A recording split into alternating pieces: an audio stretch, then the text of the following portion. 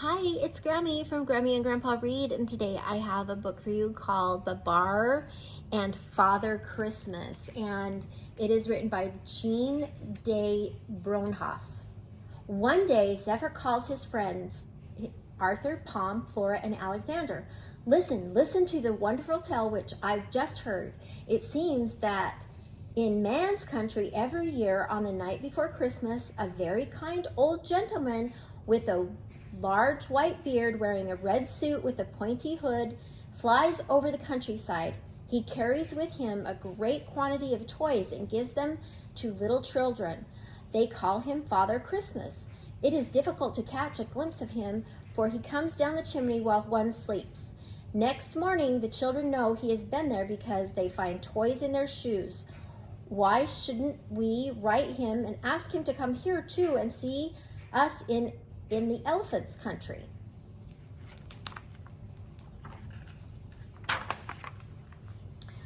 Three cheers! What a fine idea, said Alexander. But what shall we say in the letter? Asked Arthur. We must write and tell Father Christmas that what we would like him to bring us, suggests Palm. Let's consider very carefully before we write, adds Flora. They remain quiet for a moment and think it over. Zephyr decides a bicycle would be just what he wants. Flora would love to have a doll. Alexander wants a butterfly net. Palm, a big bag of candies, and a little teddy bear. As for Arthur, his dream is to have a train.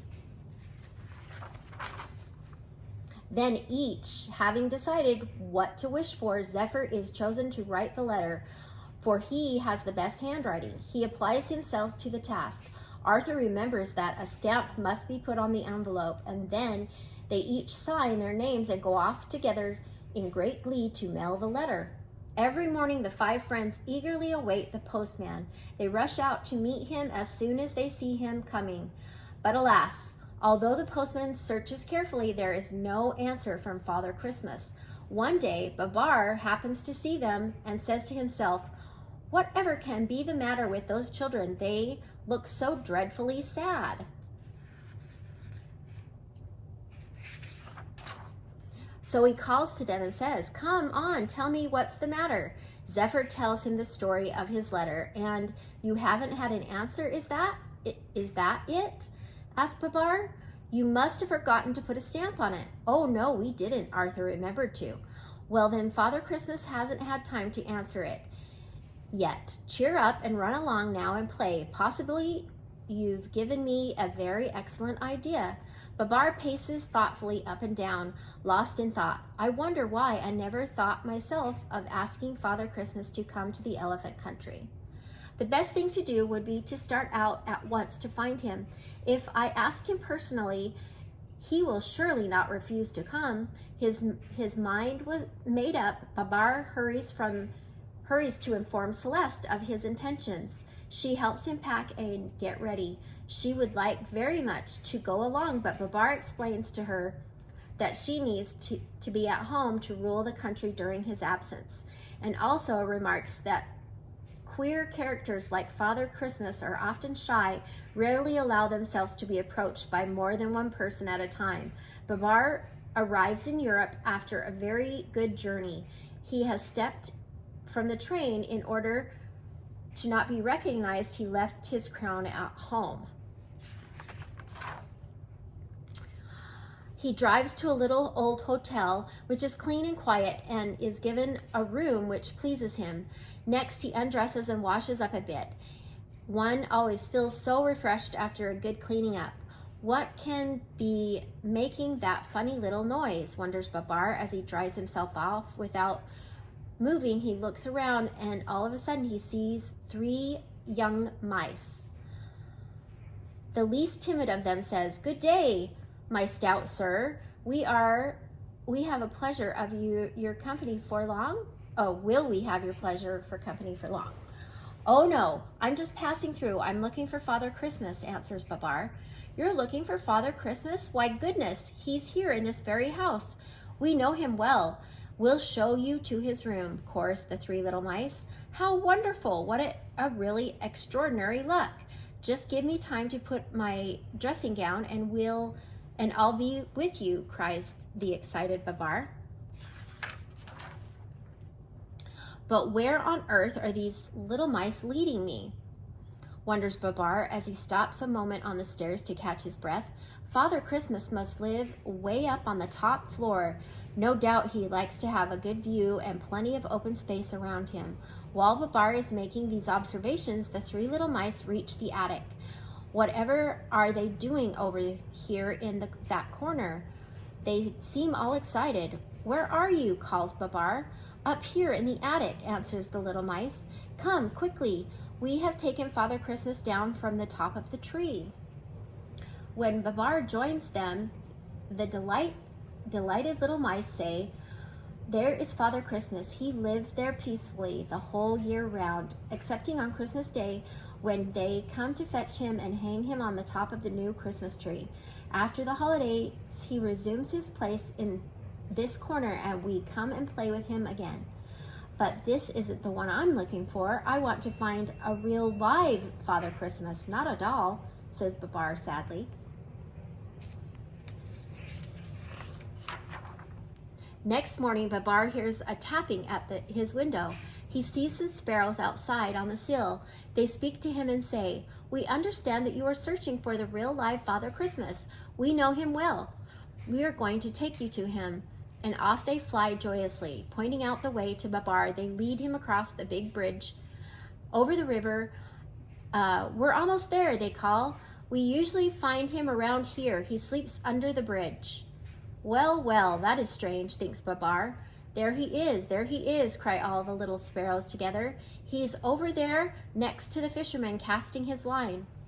Babar, still a bit astonished at this old fellow's odd appearance, greets him and says, excuse me, sir, but are you really the true Father Christmas, the one who brings toys to all the children? Alas, no, answers the old man. My name is Lorenzo Campati. I am an artist's model, and my friend the artists have nicknamed me Father Christmas. Now everybody calls me by that name. Very much disappointed, Babar strolls thoughtfully along the riverbanks. Stopping at one of the book stalls, Babar finds a book with a picture of Father Christmas. He quickly buys it and takes it back to his room to examine it more carefully. Unfortunately, the text is written in a language which he does not understand. He goes down to explain his difficulty to the hotel manager, who helpfully gives him the address of a professor at the school where his son is studying. Mr. Gillanese will surely be able to translate your book, says he. Without losing a moment, Babar is at the door of Professor Gillanese' house, ringing the bell. He finds him at home, but after a glance at the book, the professor says to his great regret that he is unable to read it either. He gives Babar the address of a famous professor, William Jones. An hour later, Babar is in this man's study. The professor carefully examines the book and shakes his head gloomily. Finally, he returns it to Babar, who has been waiting patiently. Your book is very difficult to read. It is written in old-style Gothic letters. There are facts in it about the life of Father Christmas, and they say he lives in Bohemia, not far from the little town of Pinjambuisui. I don't know how to say it, but I do not find any more definite information on this point.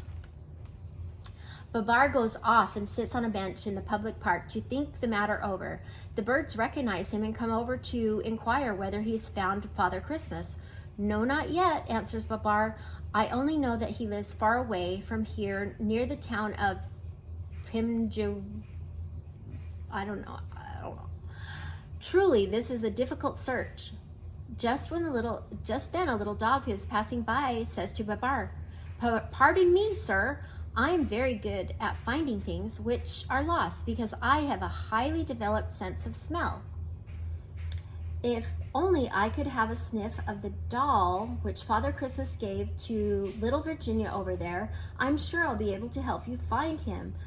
I would be very glad to go with you because I am a little homeless dog. Upon hearing these words, Babar looks at the dog and says, "Agreed, I will take you along with me." Then off he goes to buy a beautiful new doll for Virginia, he goes off to buy a beautiful new doll for Virginia, which she gladly accepts in exchange for her old one. Babar lets the dog sniff the old dog and feeds him a piece of candy. Before starting out, Babar goes back to see the learned Professor William Jones, who returns his book and gives him a few additional directions. Father Christmas apparently lives in a forest on a mountain about 12 miles from Pramarsui. I don't know what it says. Babar arrives at the little town after the difficult journey.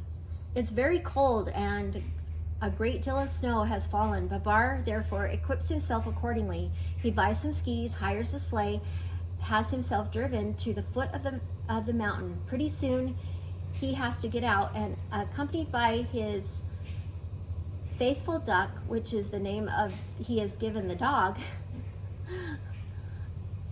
he starts to climb in the direction of the mysterious forest. Skis on his feet, and the heavily laden pack on his back, Duck is very, very much excited. He sniffs here and there and yaps softly. Now he stands still, his tail lifted, his nose twitching hard. He must have caught a scent of Father Christmas.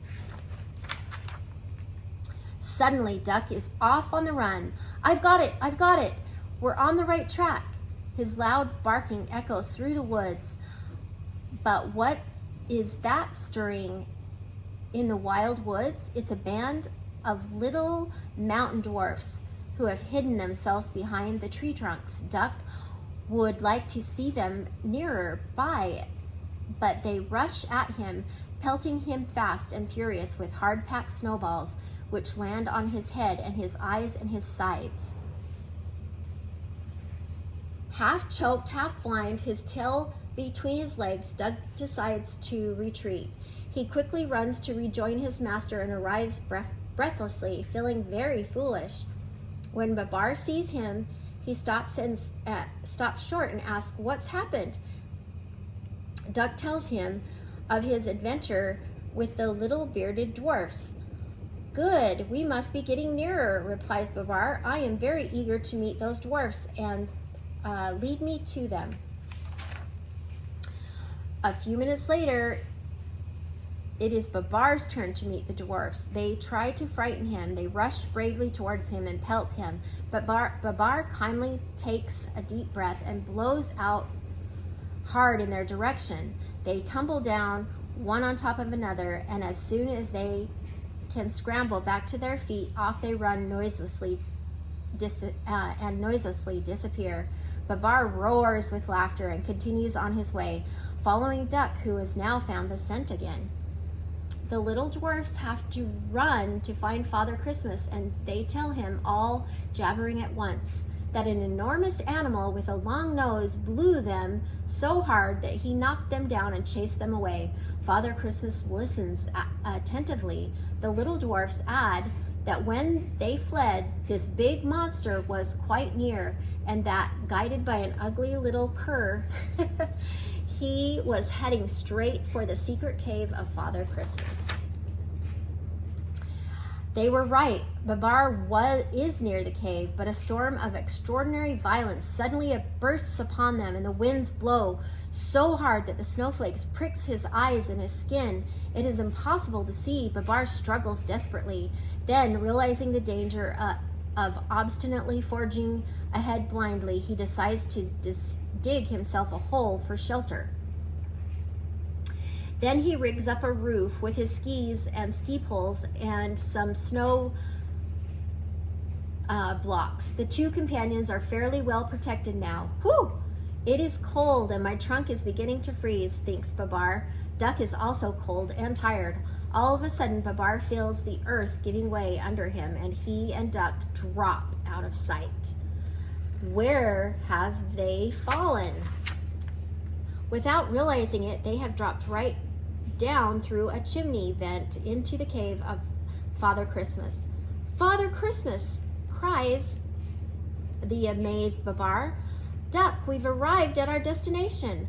Whereupon he faints, worn out with fatigue and cold and excitement. Quick little mountain dwarfs forget their quarrel. We must undress him and get him warm, says Father Christmas. They all set to immediately. They undress him, give him a good alcohol rub, working over him energetically with big brushes. The dwarf's chemist gives him some brandy. Then finally, Babar drinks a fine bowl of hot soup with Father Christmas and thanks him from the bottom of his heart. While Father Christmas shows him around, Babar explains that he has made this long journey to ask him to visit the elephant country. Won't he distribute toys to elephant children just as he does to the children of men? Father Christmas is much touched by this request. It says, NB, this tour includes the big room which Father Christmas usually lives, the room into which Babar fell through the hole, which one can see in the upper right-hand corner, and the toy rooms, the doll rooms, the tin soldier rooms, the armory with toy guns, and the room full of trains, the room full of building blocks, the room full of stuffed animals are kept, where the stuffed animals are kept, the one with tennis rackets and balls, all things neatly packed in boxes and in bags. And then they visit the dwarfs' dormitories. The elevators work by pulleys and the machine shop. So that's what you're looking at. But he tells Babar that he is not willing to, that he will not be able to visit the elephants' country Christmas night because he is very tired. He adds, I had great difficulty last year in completing the usual delivery and distribution of toys to the children all over the world. Oh, Father Christmas, I understand perfectly, says Babar. But if this is the case, you must take care of yourself. Why not live on Earth's surface for a while and leave your underground home? Come back with me now to our country and bask in the sun. You will be rested and cured for Christmas. Charmed by this suggestion, Father Christmas instructs the little dwarfs to keep an eye on everything for him. Then off he goes in a flying machine, accompanied by Babar and Duck. Here they are in elephant country. Father Christmas admires the countryside and is quickly surrounded by elephants who rush over to bid him welcome. Pom, Flora, Alexander hurry over too, in order to get the very best view. Arthur was climbed on the roof of the house, and Zephyr is in the tree. When the excitement quiets down, Queen Celeste introduces her three children, Zephyr, her three children, and Arthur and Zephyr to Father Christmas. Oh, you are the ones who wrote to me. I am delighted to meet you, and I promise you a Merry Christmas. Father Christmas often goes out riding on zebra back. Babar rides along on his bicycle, and Father Christmas takes a sun bath for 2 full hours every day. Following Dr. Calypso's instructions, sometimes Pom, Flora, Alexander come to watch him as he lies in his hammock, but they are careful to make no noise so they do not disturb him. One day, Father Christmas says to Babar, my dear friend, thank you very much for all you have done for me. Christmas is nearly here, and I must leave to distribute the awaited gifts to the children of men. But I am not forgetting the promise I made to the little elephants. Can you guess what I have in this bag? A real Santa Claus suit made to your measure. It's a magic suit which will enable you to fly through the air, and your bag will always be full of toys. You can take my place here Christmas Eve. I promise I'll return when my work is done, and I'll bring the children a fine Christmas tree. On the night before Christmas, Babar follows all these instructions, and as soon as he puts on the suit and beard, he noticed that instantly becomes lighter, and it's the same time at the same time able to fly with ease. This is really extraordinary. And what a good way to distribute all the gifts to the children, thinks Babar. He hurries in order to get through with his task before dawn. What joy there will be in every house on Christmas morning when the little elephants awake. On the royal palace, Queen Celeste peeks through the door of the children's room. Pom is emptying his stocking. Flora is rocking her doll. Alexander is jumping up and down on his bed, exclaiming, "What a wonderful Christmas! What a wonderful Christmas!" As he promised, Father Christmas has come back, bringing them a beautiful Christmas tree. And thanks to him, the family celebration is a great success. Arthur, Zephyr, Pom, Flora, and Alexander have never seen anything as beautiful as this fir tree, all shining with lights. Next year, Father Christmas flies away again in his airplane to rejoin his little subjects, the dwarfs, in his underground palace. On the banks of the big lake, Babar, Celeste, Arthur, Zephyr, and the three children sadly wave their handkerchiefs. Fortunately, Father Christmas has promised to come back to the elephant country every year. Oh, that's a fun story, isn't it? I hope you like it. Please subscribe to our channel and like the video.